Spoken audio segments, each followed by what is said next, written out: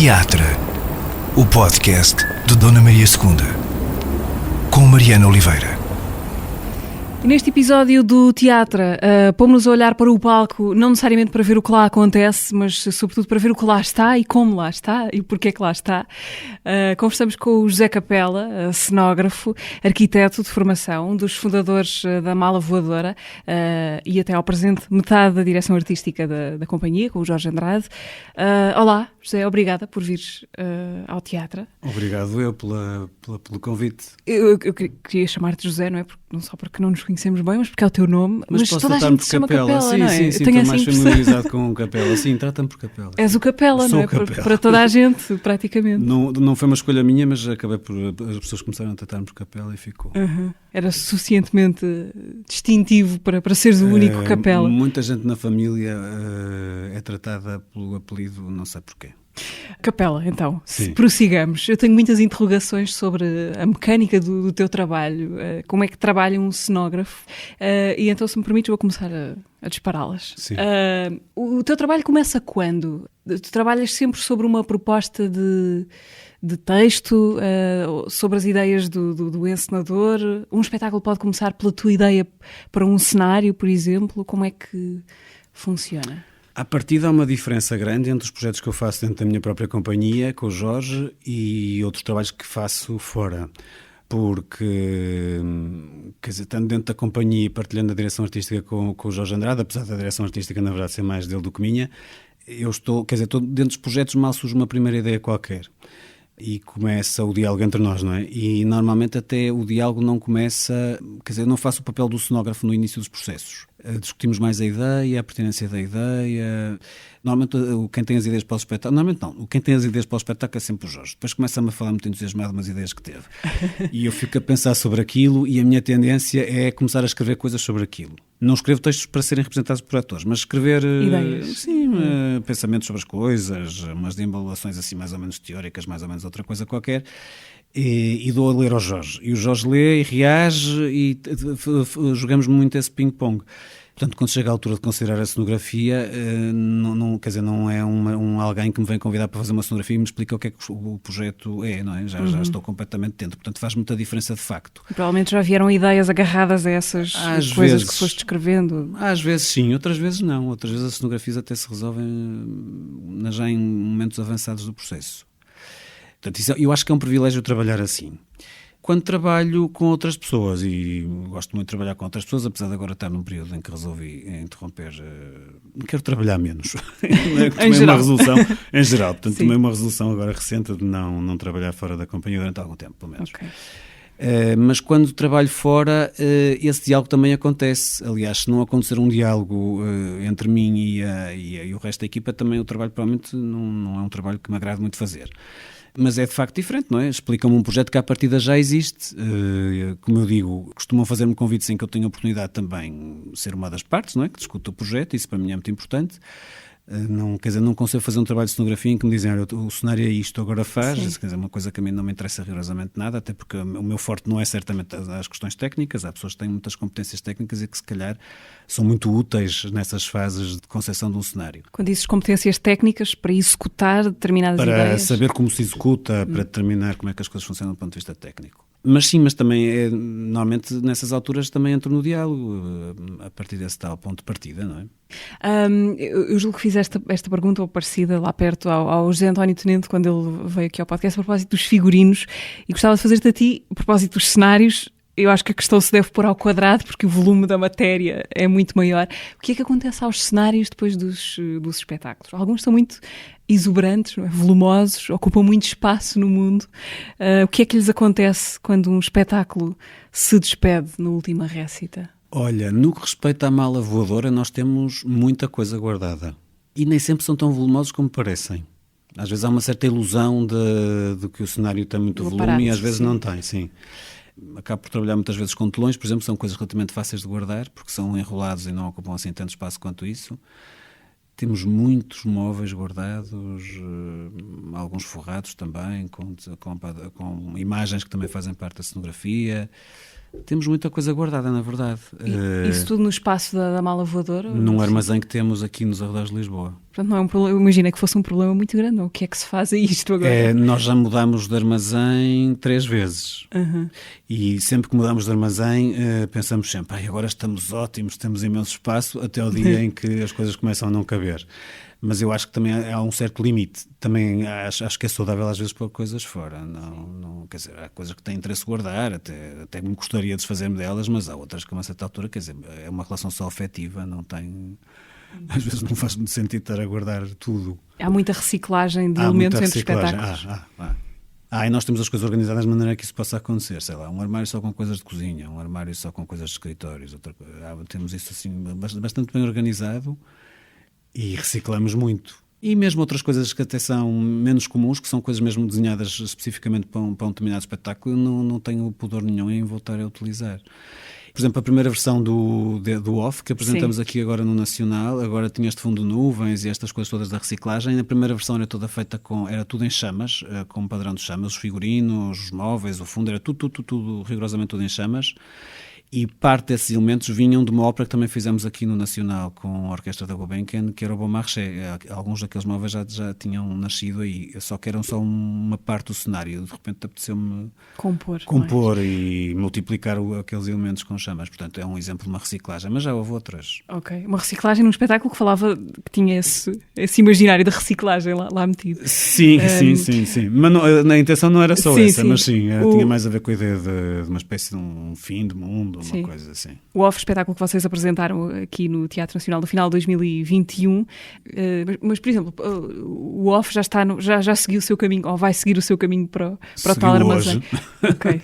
Neste dia em que estamos a gravar. Sim. Portanto, aquele frigorífico, as saídas de emergência, já está tudo a caminho do armazém. Sim. A saída de emergência espelhada, por exemplo, foi feita nova para este espetáculo, mas alguns sinais já tinham sido utilizados num cenário, que era um cenário que quase não se notava que existia um cenário. A única coisa que eventualmente havia para notar é que havia muitos sinais de perigo. O palco estava vazio, mas havia tantos sinais de perigo no palco que eventualmente se notava que aquilo não seria muito natural. E esses, por exemplo, foram reutilizados aqui. A tua vida e a tua casa está povoada de pedaços de cenários passados. Sim, definitivamente sim. Sim. Olha, uma coisa que aconteceu uma vez, fizemos um espetáculo que estreou no Sítio Mora e depois foi apresentado aqui no negócio da ZDB, que supostamente era uma casa. Acho que foi a única vez que eu fiz um cenário dito realista, onde se pretendia mesmo que parecesse uma coisa real, era uma casa, não? Uma espécie de um pequeno apartamento. E trouxemos muita mobília de casa. Ficámos com a casa bastante vazia para montar aquela casa. Ok. Eu estava a fazer pergunta até ao contrário. Mas o contrário também acontece. Mas essa experiência foi as pessoas que conheciam a nossa sala lá em casa olhavam para o cenário e reconheciam. Não é? E essa experiência foi muito divertida porque, portanto, havia essa vontade de fazer uma coisa realista e, sei lá, havia beatas nos cinzeiros, havia lixo dentro tapado do lixo, e tive um episódio muito engraçado, foi a senhora da limpeza dar um jeitinho e limpou-me tudo. Mas o contrário também acontece, sim. Às vezes há coisas que são utilizadas em cenários que depois acabam por trazer para a nossa vida pessoal, sim. Outra curiosidade, ainda no capítulo da logística, como é que os cenários viajam? Por exemplo, a Mala Voadora tem um percurso internacional relevante. Faz parte das tuas preocupações como é que o cenário pode, o cenário de um espetáculo estreado no Porto, pode ir para a República Checa, por exemplo? Sim.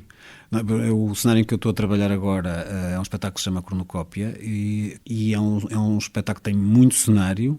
E nós fazemos algumas contas em relação à dimensão da carrinha que vai ser necessária para transportar aquilo. Sim, e é normal quando os cenários são assim. Quando estão à partida destinados a andarem em grandes digressões, é preciso ter algum cuidado, sim. Dei o exemplo da República Checa, um bocadinho aleatoriamente, mas não foi inteiramente aleatório, porque há 2 anos, 2019, houve um projeto teu a representar Portugal na Quadrienal de Praga.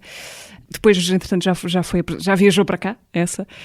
O que era essa exposição Windows? Era assim uma espécie de passar em revista do teu trabalho de cenógrafo? Sim, mas com uma perspectiva muito particular.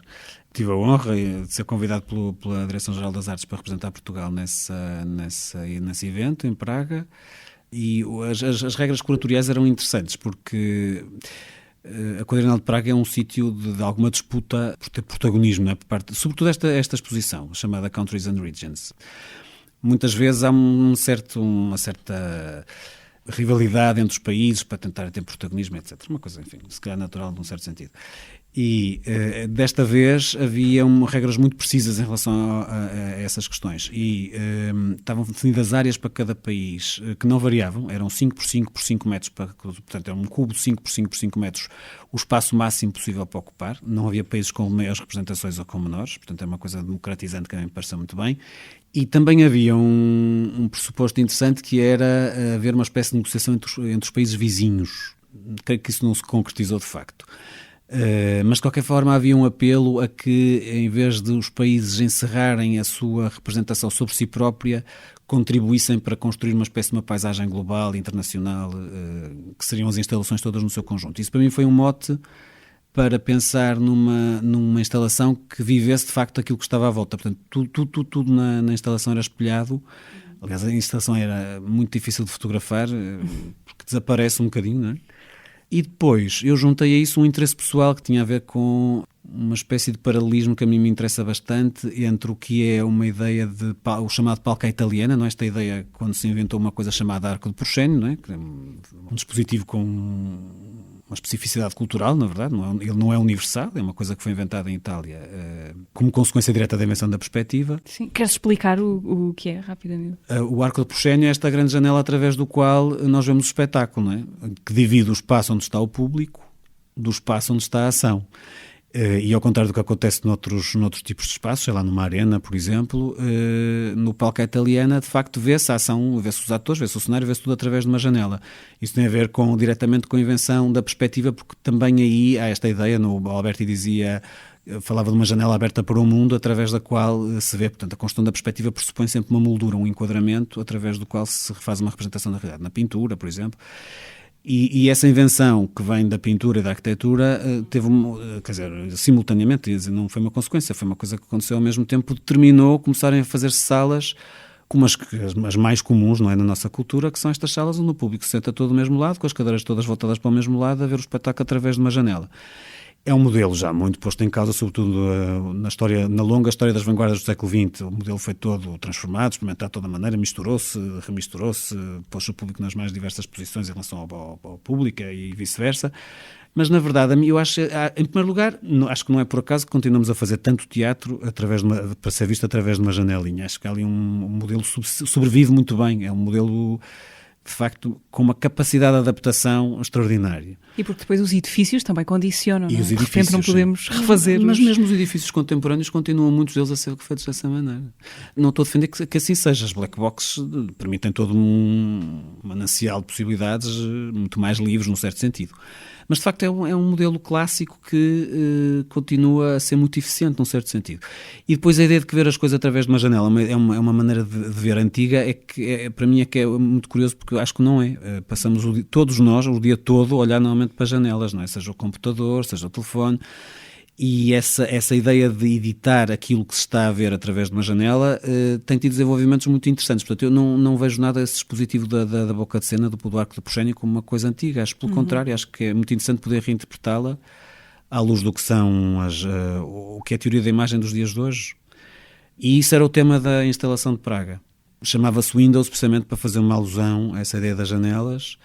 Portanto, era um conjunto de 5 contentores e eles tinham formas que eram determinadas pelo próprio sistema de visão utilizado nos cenários que estavam lá dentro. Portanto, eram uns contentores que tinham maquetezinhas de vários cenários.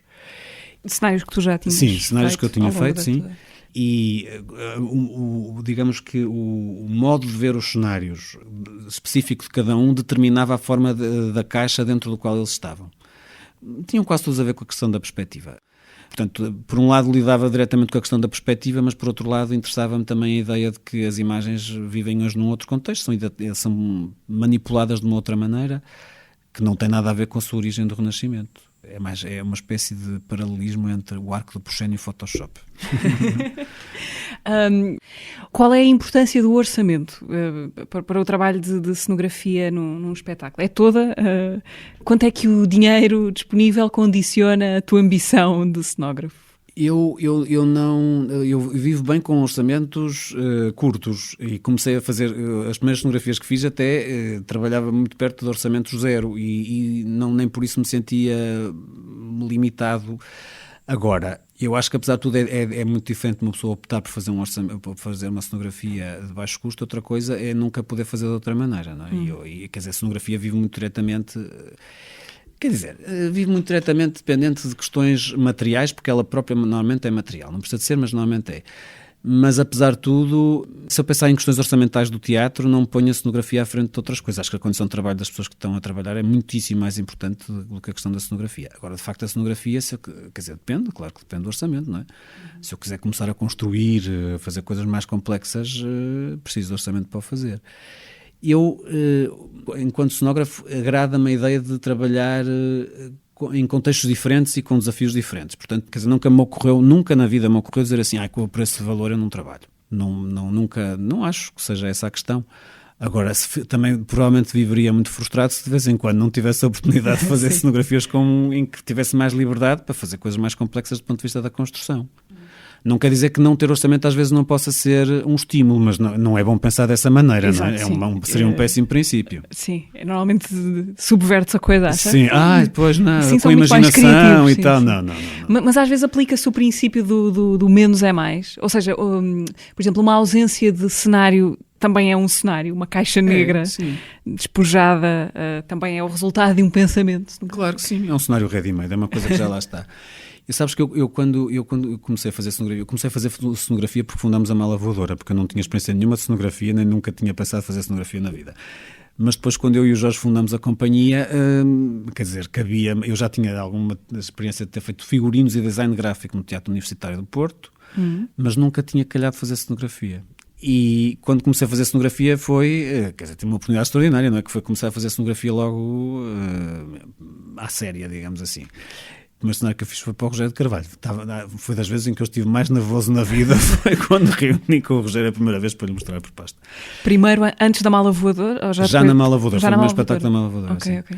E quando comecei a fazer cenografia nessa altura, na verdade, não era para mim um lugar muito confortável porque eu não gostava assim muito de cenários, no modo geral.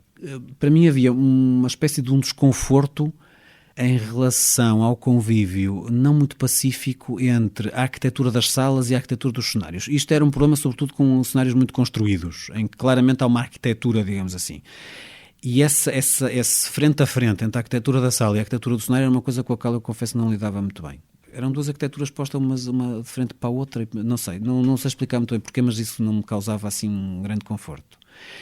E depois, não sei, lembro por exemplo quando vi o Nelka da Pina Bausch, pensei assim, mas para quê? Não é preciso construir nada, não é muito mais bonito ter um palco que de repente parece que floriu. Não precisa de portas, nem de janelas, nem de escadas, nem dessas coisas todas que muitas vezes os cenários muito construídos têm. E comecei a fazer muito cenografia a pensar dessa maneira, como uma espécie de apropriação do que já lá está. Por isso é que também lidava bem com os orçamentos de custo zero, porque nunca tinha muita vontade de fazer uma coisa muito impositiva. Acho que era mais criar uma estratégia para instalar a ação do espetáculo num determinado espaço do que exatamente construir o chamado cenário. E fiz muitas coisas que viviam muito das próprias características do sítio e acho isso até... Quer dizer, não deixa de ser cenografia, porque na medida em que se escolhe que é assim, se isso puder ser uma escolha, é uma escolha como outra qualquer, é um ready-made. Sim. E eu gosto muito de ready-mades e não só esses. Escolher uma coisa que existe, não tenho nenhum problema com isso. Mas pensando numa sala, por exemplo, a sala Garrett aqui, é difícil hoje nós olharmos para aqueles veludos e aqueles dourados e relacionarmos com aquilo, ou seja, haverá sempre um choque, não é? Entre essa envolvência que já parece muito antiga, que não tem muito a ver com a nossa vivência hoje, e o que se vai passar no palco, que é contemporâneo, que é de hoje. Portanto, esse choque não é sempre preciso, não é? Mas o facto de haver um contraste, eu acho que a minha questão era ser um choque de arquiteturas. Não tenho nada contra, acho estas salas até muito bonitas e não é isso que me causa desconforto. Nem me causa hoje coisas de desconforto nenhum, mas na altura tinha essa coisa muito presente em mim. Tem mais a ver com o facto de ser duas arquiteturas uma em frente à outra. Não tem a ver com haver um contraste entre um tempo onde a sala foi construída, não é? Que terminou uma determinada linguagem arquitetónica, há muitas salas lindíssimas, cheias de dourados e não sei o quê, e uma coisa que está em cima do palco já não é do mesmo tempo. A questão passava mesmo por essa oposição entre arquiteturas diferentes. Além de que na altura também não estava exatamente a fazer muitos espetáculos em salas deste tipo, não é? A companhia estava a começar, trabalhávamos em espaços muitas vezes mais ditos alternativos. Não vieram diretos para a sala. Não. Mas acho que as estratégias de apropriação destas salas, então, por exemplo, o cenário do Hamlet, que foi feito para o São Luís, é uma repetição do Arco do Prochénio em escala cada vez mais pequenina. Portanto, fotografamos o Arco do Prochénio, foi José Carlos Duarte na altura que fez esse trabalho, e depois replicamos o Arco do Prochénio 5 vezes em uma escala cada vez mais pequenina. Por exemplo, isso é uma estratégia de apropriação, uma estratégia, na verdade, site-specific numa sala tradicional. A linguagem é contemporânea na medida em que acho que há uma intenção artística que é contemporânea, mas do ponto de vista visual eu estou a lidar com matéria que são na mesma os dourados da sala. Isso por acaso é uma coisa muito engraçada. Na linguagem da teoria do teatro, muitas vezes associa-se site-specific à possibilidade de ocupar sítios que não foram pensados à partida para serem as salas de teatro. E eu acho essa nomenclatura, se ela for utilizada estritamente nesse sentido, acho-a muito pouco rigorosa, porque eu posso fazer espetáculos em sítios muito alternativos e não ser site-specific, ou seja, não trabalhar a partir da especificidade daquele lugar. Posso levar um espetáculo qualquer para uma sala, sei lá, para um armazém, numa zona industrial, mas isso não significa que eu esteja a trabalhar a partir desse armazém como matéria, não é para pensar sobre o espetáculo. E o contrário também é verdadeiro, eu posso perfeitamente ser site-específico numa sala completamente convencional, se estou a trabalhar a partir da especificidade dessa sala. Que é uma coisa que eu gosto muito de fazer, na verdade, trabalhar a partir do que há. Eu chamei um livro uma vez, um catálogo de cenografias que publiquei, modos de não fazer nada, e um dos sentidos desses modos de não fazer nada tem a ver com isso, com trabalhar com o que há. Fazer uma espécie, ter uma atitude oportunista no bom sentido em relação ao que os sítios já são. E o pensar o espaço do palco tem alguma coisa a ver com pensar o espaço na arquitetura? Intersetam-se muito pouco? Tentas que não se intersetem nada? Voltando à mesma história, quando comecei a fazer cenografia, o que me agradava em fazer cenografia era fazer uma coisa que não tinha nada a ver com a minha atividade como arquiteto. Porque são coisas completamente diferentes. A ideia de habitar um espaço no cotidiano e a ideia de conceber um espaço feito sobretudo para ser visto de fora, enfim, não precisa ser exatamente no Arco do Prochénio, mas um espaço que é sujeito a um olhar que é muito consciente, são coisas muito diferentes, porque normalmente a qualidade dos espaços para habitar não passam por esse olhar consciente e analítico que normalmente se tem quando se está a ver um espetáculo, não é? Eu posso, sei lá, ir a um restaurante e sair do restaurante a achar, que espaço tão confortável. Quer dizer, eu se calhar sou profissional, sou capaz de estar mais atento, mas uma pessoa pode sair de um espaço e dizer, que espaço fantástico, tão confortável. Mas de cor é que eram as paredes? Não sei bem. Ou quantas janelas havia na parede? Não me lembro exatamente quantas. Portanto, há uma maneira das pessoas se relacionarem com os espaços quando se trata de arquitetura que tem de facto a ver com, eles são suportes para a vida, não é? O Walter Benjamin que tem um termo muito engraçado que é a percepção distraída, que tem que ver com isso. A maneira como o nosso corpo se relaciona com os espaços é uma coisa que muitas vezes não passa por um nível muito elevado de consciência, não tem que passar. Eu acho que quando se está a produzir espaços para artes performativas, acho que esses espaços de facto são sobretudo para ser objeto desse olhar muito consciente e muito criterioso, não é? Porque fazem parte de uma dramaturgia. As pessoas estão ali não sei quanto tempo a olhar para uma coisa, de facto para olhar para ela, não para a viver, porque muitas vezes quem está a viver são os atores, e os atores também podem vivê-los de uma maneira muito mentirosas. Portanto, eu acho que são coisas mesmo muito diferentes. E sempre defendi que o meu trabalho como cenógrafo não tem nada a ver com o facto de ser arquiteto. Aconteceu uma coisa muito divertida uma vez, que foi uma amiga minha, uma amiga nossa que se dedica muito a pensar sobre o que nós fazemos, e chegou a fazer mesmo um doutoramento sobre a mala voadora. O doutoramento dela é sobre a mala voadora, que é a Maia, que é galega. Uma vez veio apresentar um paper aqui às Belas Artes a tentar demonstrar como era óbvio que eu era arquiteto a fazer cenografia. E eu percebo. Ficaste convencido com a Não, fiquei não por causa de facto do resultado, porque os cenários não se parecem com a arquitetura, mas de facto, quer dizer, eu não deixo de ser arquiteto e há uma data de instrumentos da arquitetura que eu não só uso, como às vezes, nem tinha muita consciência disso, como às vezes torno explícitos na cenografia. Nem é tanto fazer arquitetura tal como ela se faz, é às vezes explicitar alguns tipos de procedimento, algumas questões de ordem metodológica que são da arquitetura ou do tratamento do espaço e que eu gosto às vezes de explicitar dentro dos cenários. E de facto, se não fosse arquiteto, provavelmente não pensava dessa maneira. Ainda há pouco tempo deu-se um encontro curioso entre o teu lado cenógrafo e o teu lado arquiteto, porque projetaste uma casa para o palco do Teatro do Bairro Alto, para a exposição Diamantes da Raquel André. Sim. Foi uma casa de arquiteto ou uma casa de Foi, cenógrafo? mas sabes que eu pensei nisso nessa altura. Assim, é engraçado porque eu tanto queria fazer cenografia para não ser arquiteto e de repente estou ali a ter uma experiência que aquilo não se parece com a arquitetura de todo. Mas para mim é interessante exatamente por causa daquilo que eu estava a dizer, porque apesar de ser um cenário, portanto esse tal cenário que normalmente é uma coisa que é mais objeto de uma percepção ou da cognição do que exatamente do habitar, ali há uma ambiguidade muito grande, porque aquelas imagens todas que fazem aquela casa de facto retratam situações de habitar espaços, não é? Portanto, aquilo é uma casa feita com imagens que testemunham de facto o que é habitar aquele espaço onde aqueles encontros aconteciam.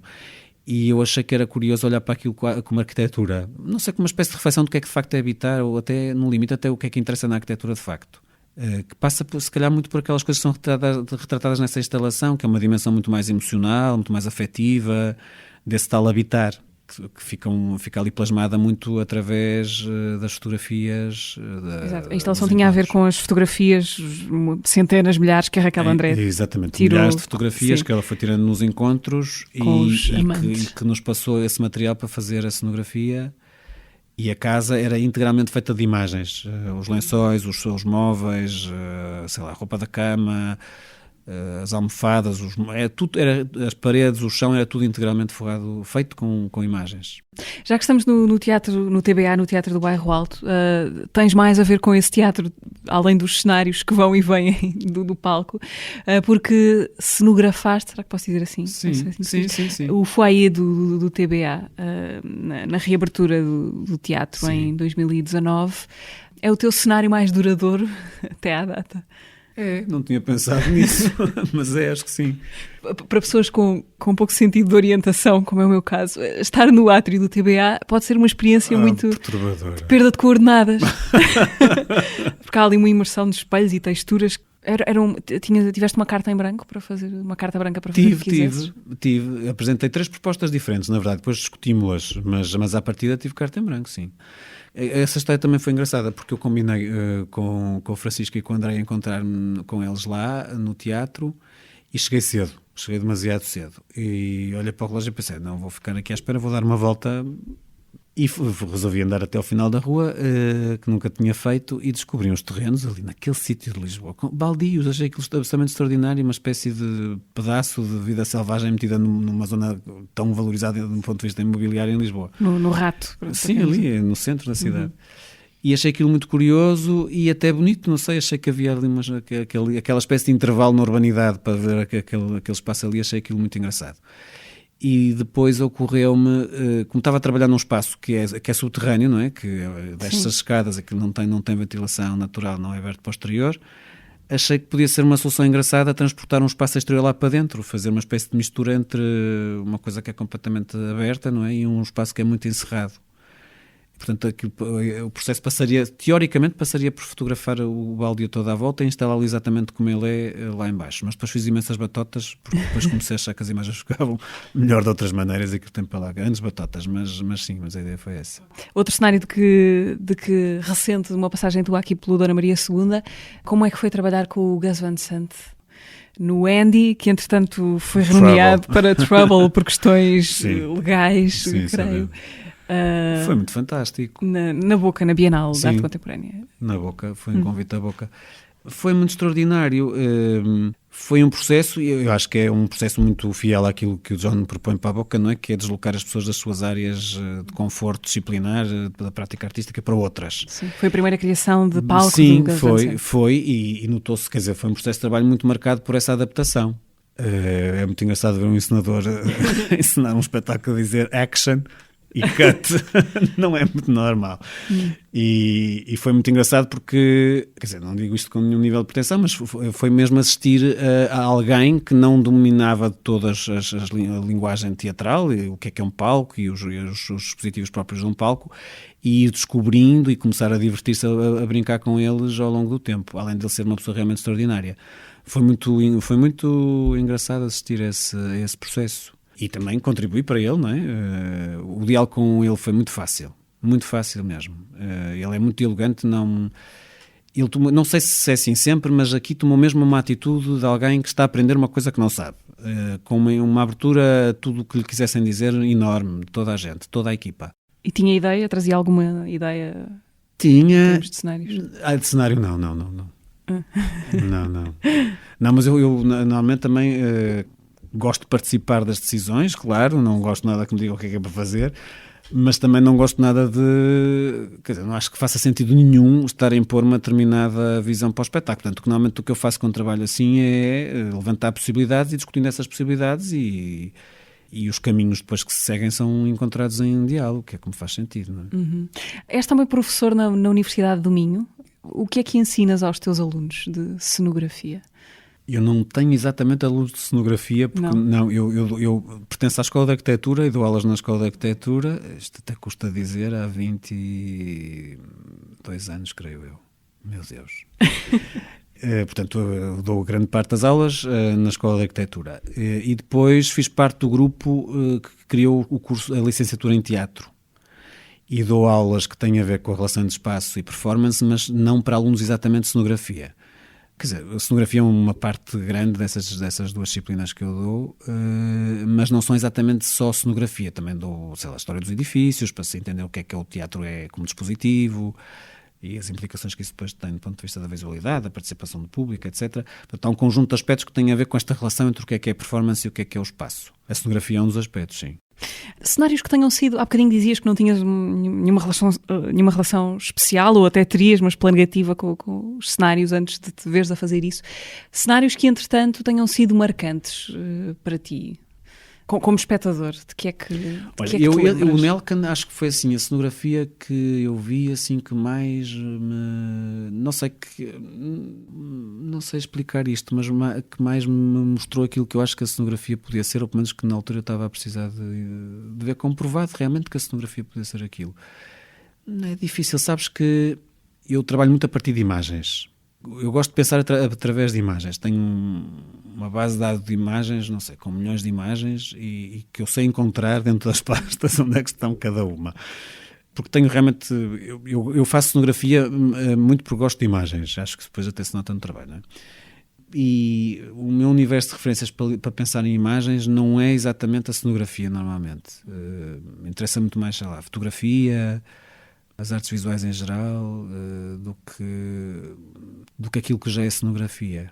Quer dizer, não quer dizer que não vá-se ver espetáculos e que belíssima cenografia, mas tomar cenografias como referência eu acho que não tende a acontecer. Muito mais facilmente vejo obras de artistas que não são de cenografia. Outras influências fora. Sim, e acho isso às vezes muito mais interessante para eu pensar sobre a cenografia. Há uma coisa curiosa, o cenário de um espetáculo é a primeira informação à partida que o espectador recebe desse espetáculo, presumindo que os atores ainda não estão em palco, ou mesmo que estejam, mas à partida vão esperar que o público entre. Se o cenário já lá estiver.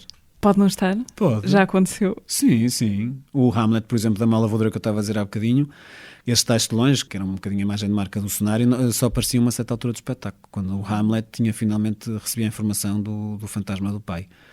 E havia toda uma cena muito dependente da música. É uma relação para mim muito interessante. Estou a dizer isto só porque estamos a falar do Hamlet. Porque não só a música, mas a música para mim tem uma relação muito direta condiciona muito a maneira como se vê, no sentido em que cria uma atmosfera para aquilo que acontece visualmente. E, por exemplo, esse cenário era um cenário que só aparecia nessa altura, como eu estava a dizer, portanto o palco estava vazio, só tinha uma mesa com umas cadeiras durante algum tempo. E quando do cenário descia, eu acho que aquilo era uma cena impactante, acho eu, mas era impactante não só por causa da cenografia, era muito por causa da relação com a música, porque o Rui Lima e o Sérgio Martins fizeram uma coisa chamada um órgão de colunas, que é uma espécie de um instrumento musical que funciona como um órgão, não é? Cada tubo está associado a um som, só que eles fizeram um desenho de som dentro do São Luís, com muitas colunas para fazer esse efeito, e a monumentalidade do cenário vinha muito daquela música maravilhosa que eles fizeram. Portanto, isto tudo passa um exemplo de um cenário que não está lá no início. E já fizemos outros espetáculos em que estava a pensar, por exemplo, no Projeto Paraíso, com o Sir D'Angelo, também o espetáculo era a montagem de um cenário. Ou o manual sobre trabalho e felicidade também era uma espécie de montagem permanente do cenário. Há muitas situações em que o cenário não está lá no início e a própria construção do espetáculo, do cenário faz parte da dramaturgia. Nos casos em que o cenário já lá está quando entramos, é a primeira coisa que o espetáculo diz, não é? Ainda antes sequer dos atores começarem a falar, o cenário já começou a falar pelo espetáculo. É um poder também que é teu, como cenógrafo. Não penso dessa maneira assim, mas sim. Aquilo que estavas a dizer há bocadinho para mim é muito verdade. O não fazer nada pode ser uma excelente solução para resolver uma cenografia se o espaço que já lá está é suficiente. Entre isso e fazer um espetáculo que fosse só feito de cenografia, eu estou muito à vontade com as possibilidades todas, acho que chama isso liberdade. Não acho nada que a cenografia tenha que obedecer uma determinada hierarquia. Acho que a importância de um cenário é aquela que se quiser. E acho que tem que fazer sentido em relação ao projeto dramatúrgico caso a caso. Já me acusaram uma vez, aliás mais do que uma vez, eu fazer cenários que esmagam os espetáculos. Assim, não é a minha intenção esmagar nada. Mas eu tenho consciência que às vezes há espetáculos ou momentos de espetáculos que vivem de facto só praticamente a cenografia, mas eu não vejo em que é que isso tem de errado. Quer dizer, eu não tenho uma tabela lá em casa que vá consultar para saber a percentagem de importância que cada elemento do espetáculo tem que ter. Acho que isso é uma coisa completamente livre e dependente sobretudo de um programa dramatúrgico. Se o programa dramatúrgico for só fazer um cenário e mostrar um cenário, eu acho que é perfeitamente possível e acho que se lhe pode chamar teatro na mesma. Se o programa dramatúrgico não implicar cenografia praticamente nenhuma, além do espaço que já lá está, também pode ser uma excelente solução. Não tenho assim nenhum preconceito sobre isso. 2003, o ano em que a mala levanta voo. Quem é que é o José Capela de 2003, que decide formar uma companhia de teatro com o Jorge Andrade e que numa noite, penso eu que já noite avançada, decidem chamar-lhe Mala voadora, que sufoco encontrar o nome. Foi horrível. Foi nós tínhamos que registrar. A Mala Voadora começou por ser uma empresa. Na altura havia muitas companhias de teatro que optavam por isso. Depois havia muitos problemas com o IVA e nós decidimos ser uma empresa e passamos a ser uma associação. E nós íamos fazer a empresa no dia seguinte e não sabíamos o que chamar à companhia. Passamos por nomes que eu não vou dizer nunca na vida, que eram perfeitamente horríveis, e estávamos muito, muito desesperados e a uma certa altura resolvemos fazer aquela coisa dadaísta de começar a abrir livros e ver o que é que aparecia por acaso. E o nome Mala Voadora apareceu assim. É o título de um conto do Anderson. E depois lemos o conto e achamos que aquilo fazia muito sentido e ficou Mala Voadora.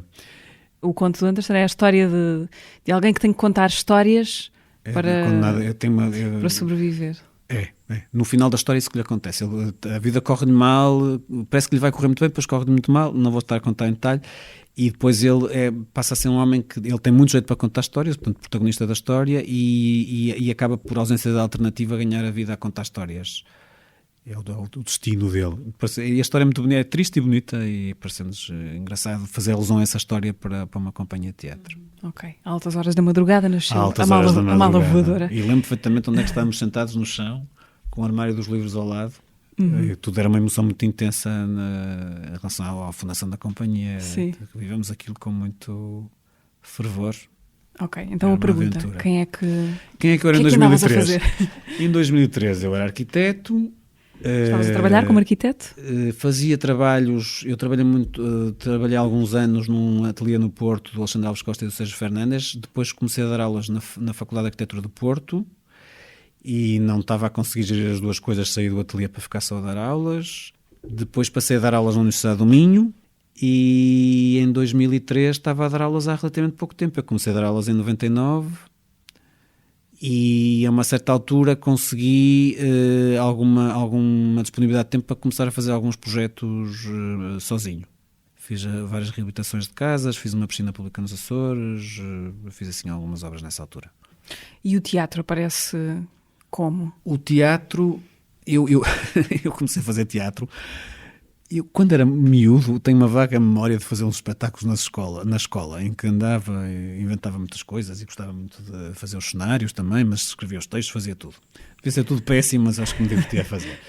E depois, o que aconteceu de facto foi que quando eu estava no segundo ano de arquitetura, desafiaram-me a fazer o curso de iniciação teatral no Teatro Universitário, que era à noite, mas achei que era uma ideia divertida, fui para me divertir, na verdade. Mas comecei a gostar bastante daquilo e sobretudo aconteceu uma coisa que depois foi para a vida, que foi, eu comecei a achar as pessoas que conhecia no teatro muito mais divertidas do que os meus colegas de arquiteto, que achavam um bocadinho aborrecidos em termos comparativos. Tenho vários amigos arquitetos e não há exceções para tudo, mas apesar de tudo, o ambiente das pessoas do teatro para mim era mais estimulante do que dos estudantes de arquitetura. Mas nesse ambiente também haveria pessoas de várias formações, não é? Sim, claro que sim. E fiz o curso, depois apesar de ser péssimo ator, acho que não era assim exatamente o pior, acabei por ficar no elenco do teatro universitário, onde fiz amigos que ficaram para a vida e aconteceu sobretudo isso, eu passar as minhas relações pessoais e de amizade passaram a ser muito com aquelas pessoas, de maneira que acabei, sei lá, não tinha nada a ver com o teatro, eu ainda trabalhei no teatro da universidade durante alguns anos, mas já não trabalhava, mas sei lá, ia assistir a ensaios de amigos, andava sempre muito com pessoas que faziam teatro. E quando o Jorge me desafiou a fundar a companhia, por um lado, eu não tive uma grande formação em cenografia zero, só tinha aquela experiência do teatro universitário. Conheces o Jorge nesse período da faculdade ou já o conhecias? Eu conheci o Jorge através da Maria João Vicente, com quem eu fazia teatro no Teatro Universitário do Porto, e que começou a gostar tanto de teatro que estava no 3º ano de pintura e resolveu vir para o conservatório aqui para baixo e era da turma do Jorge. Ok. E eu, como muitas vezes quando vinha a Lisboa, ficava a dormir em casa da Maria João, conheci o Jorge e depois também nós ainda no Teatro Universitário depois recebíamos o Teatro da Garagem, que não tinha apoio nenhum, e nós é que varríamos o chão e fazíamos a bilheteira, preparávamos tudo para receber o Teatro da Garagem.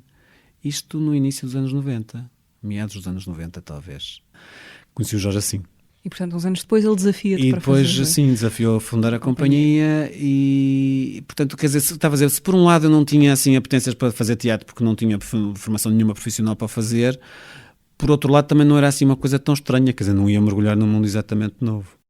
E neste momento a arquitetura é um assunto presente ou passado da tua vida? Olha, eu continuo a gostar muito de arquitetura e dou aulas de arquitetura e, por estranho que pareça, agora depois de velhinho comecei a fazer, tenho feito alguns projetos de arquitetura. Estou a fazer alguns projetos para amigos e estou a fazer vários projetos e estou a fazer um projeto que a mim me dá um particular prazer fazer, que é um centro de residências que a Mala Voadora vai ter em Campilhas, no Alentejo. Enfim, é uma construção em terra, é uma experiência muito interessante e que está a arrancar. Tem algum prazo previsto? Tenho um prazo existir? dependente de fontes de financiamento. Sim. Mas será um espaço para receber residências artísticas? São vários edifícios. Nós estamos com meios próprios, estamos a conseguir começar e vai ser um centro de residências, sim, que vai misturar provavelmente alguma programação mais ligada ao turismo, mas também um turismo muito particular e, sobretudo, nessa perspectiva de conseguir conciliar, encontrar ali uma sustentabilidade financeira para o projeto. Mas neste momento estamos, quer dizer, não conseguimos, não temos capacidade para investir naquilo, estamos a tentar procurar financiamento para fazer esse projeto, mas é uma coisa que neste momento nos mantém muito apaixonados. Quando a Mala Voadora encontrou uma casa também, um espaço, 10 anos depois da sua fundação, em 2013, no Porto, foi uma nova fase essa da companhia? Ter um espaço próprio muda tudo? Mudou sobretudo porque nós, além de fazermos espetáculos, passamos também a programar. Sim. E essa foi uma experiência muito interessante e quando eu digo experiência foi e continua a ser uma experiência porque nós não temos, quer dizer, não somos exatamente programadores no sentido convencional do termo, somos mais artistas que programam, não é? E tal como para nós fazer espetáculos é sempre uma espécie de desafio de reinvenção, num certo sentido, como é que se faz teatro, a partir do quê, como é que se faz, quem faz... A questão da programação para nós foi entendida exatamente dessa maneira também, quer dizer, não estamos a obedecer a modelo nenhum de programação, não temos obrigações que muitos programadores têm, temos uma certa liberdade, o espaço é nosso, e tem sido uma sequência de muitas experiências diferentes ao longo do tempo. E a nós agrada-nos pensar que, por um lado, a especificidade da nossa programação tem a ver com o facto de sermos nós artistas a fazê-lo, e o contrário também, pensar que o facto de programarmos e termos contacto também com algumas pessoas, sobretudo as que estão em residência, também é uma coisa que influencia o nosso próprio trabalho quando chega a altura de fazer espetáculos, não é? É uma espécie de reciprocidade entre duas atividades.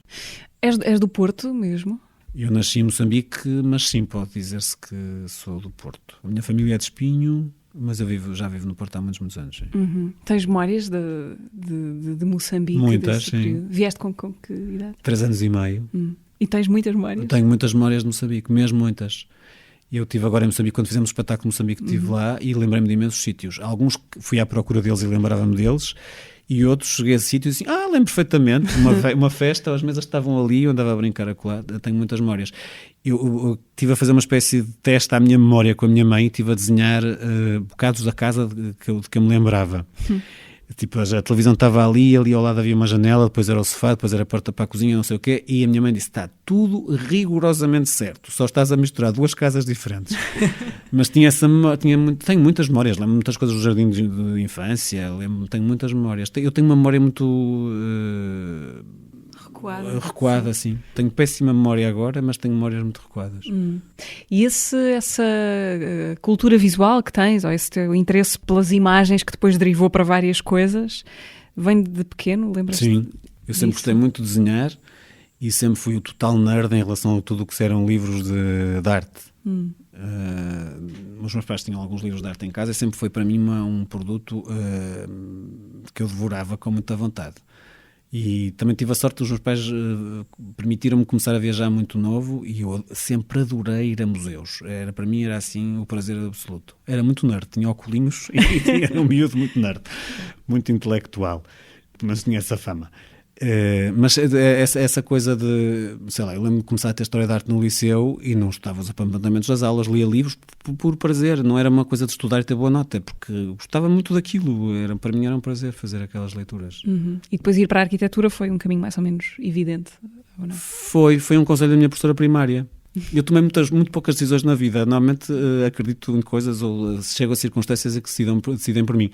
E para o curso de arquitetura, fui com convicção que queria ir para a arquitetura. Mas na verdade, também já dizia que queria ser arquiteto desde pequenino, porque eu tive uma professora primária na primeira e na segunda classe, absolutamente extraordinária, uma mulher com quem eu depois mantive relações até ela falecer.